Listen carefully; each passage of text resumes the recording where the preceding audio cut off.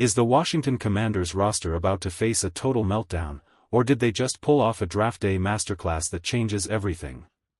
Some veterans are breathing a sigh of relief right now, but for others, the 2026 NFL Draft was the beginning of the end for their careers in D.C. Careers are on the line, and the depth chart just got flipped on its head. Before we dive in, smash that subscribe button if you want the fastest NFL updates on the planet. We are looking at a roster in total flux. The front office just dropped 6 fresh bodies into the mix, and the ripples are turning into tidal waves. Who survived the storm, and who's officially on the chopping block? You won't believe which fan favorite is suddenly staring at a pink slip. Let's talk about a guy who was staring down the barrel of a replacement. Bill Crosky-Merritt. Entering the draft, the rumors were deafening. Everyone thought Washington was going to snag Jeremiah Love at number 7. If that happens, Crosky-Merritt is effectively banished to the bench or traded for pennies. You don't draft a guy that high and pay him that much to let him sit. But the draft gods smiled on Bill. Love didn't land in D.C., and suddenly, the path is wide open. We saw what this man did last year, over 800 yards on fewer than 200 carries. That's insane efficiency. He's got that 72-yard touchdown speed that makes defenders look like they're running in sand. He's 200-plus pounds of pure explosiveness. With the team bringing in Rachaad White to handle the boring third-down pass protection and catching duties, Bill is the undisputed heavy hitter for the early downs. In David Blau's system, this kid could easily clear 1,000 yards this season. He went from a potential trade piece to the focal point of the ground game. Who's to blame if the run game fails this year? Drop a name below.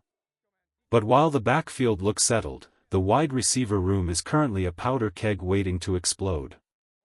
If you thought Terry McLaurin was going anywhere, you haven't been paying attention. Scary Terry is the definition of a winner after this draft. Despite the Commanders holding a top 10 pick and having every opportunity to draft a wide receiver of the future, they passed. They are doubling down on number 17. Look, we know the business side. Terry is getting older, and his cap hit is about to skyrocket past the $18 million mark. There was a world where Washington trades him for a haul of picks to get younger. But by not drafting his replacement, the team signaled a massive betrayal to the trade rumors.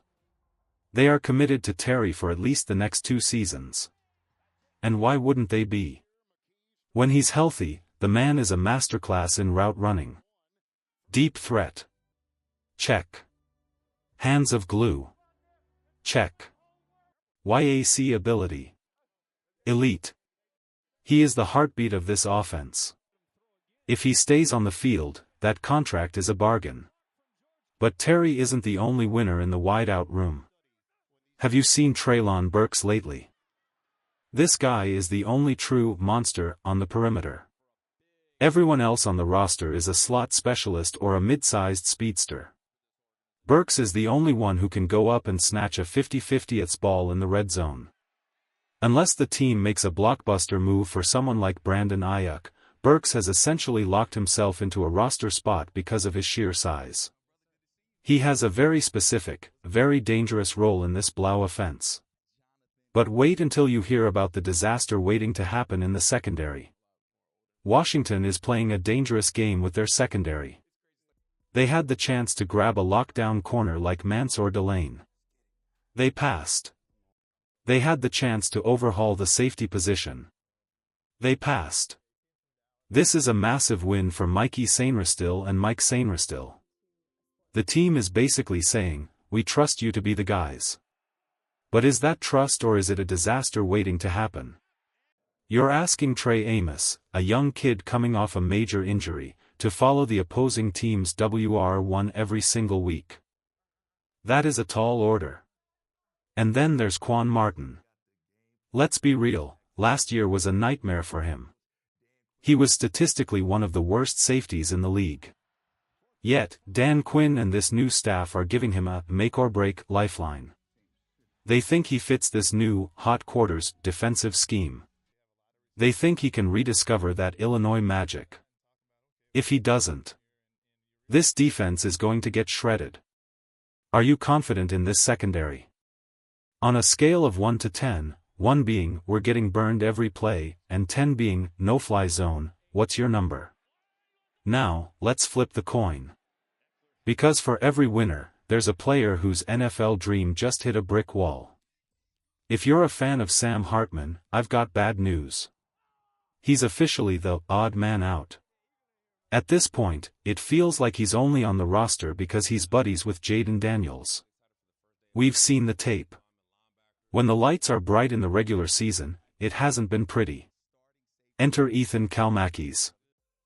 The rookie out of Rutgers was a 7th-round flyer, but don't let that fool you. He is here to take Hartman's job as the QB3, and eventually, he's coming for Marcus Mariota's QB2 spot.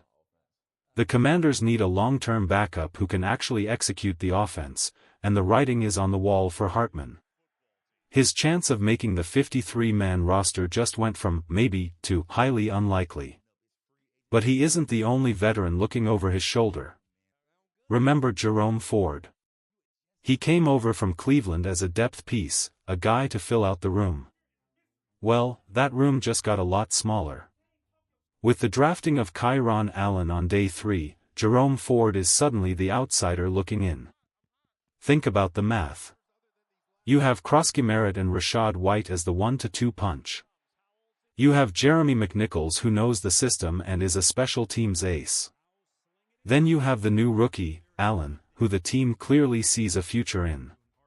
Are the Commanders really going to carry 5 running backs? No way. Jerome Ford is officially on the bubble, and he's going to need a legendary preseason just to survive the first round of cuts. But the real drama. It's happening at the wide receiver position, and some big names are about to fall. Dyami Brown thought he was safe. He has the chemistry with Jayden Daniels. He had that legendary playoff run. But the Commanders just drafted Antonio Williams, a slot specialist with hands like magnets. If Williams and Daniels click in camp, Dyami's role is going to shrink faster than a cheap t-shirt. And then there's the Jalen Lane and Luke McCaffrey situation. Dan Quinn called both of these guys slot options earlier this year. But by drafting Williams in the top 100, the team basically said they don't trust Lane or McCaffrey to own that role. Williams can return punts, he can play the slot, and he's a draft day investment. Someone from this group isn't making the team. If you had to cut either Luke McCaffrey or Jalen Lane, who would it be? Type LM or JL in the comments.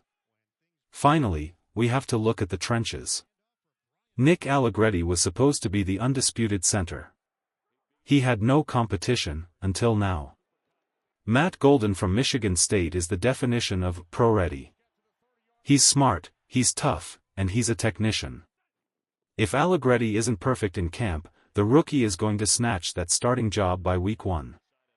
The defense isn't safe either. Clavon Chaisson just signed an $11 million deal, but the team just drafted his clone in Joshua Josephs. Chaisson is a 1-year rental. He's here to teach the kid, and then he's out. And Jordan McGee. The Temple product with off-the-charts athleticism. He's been buried. With the additions of Leo Chenal and Sonny Styles, McGee has gone from a potential starter to a special teams lifer. The 2026 Commanders are going to look vastly different than what we expected. Some veterans are about to find out that in the NFL, loyalty is a myth and the draft is the ultimate equalizer. If you stayed until the very end, you're a legend. Make sure you type real ones in all caps in the comments so I can give you some love. Don't forget to subscribe as we navigate this wild 2026 off-season. Until next time, go raise some hell.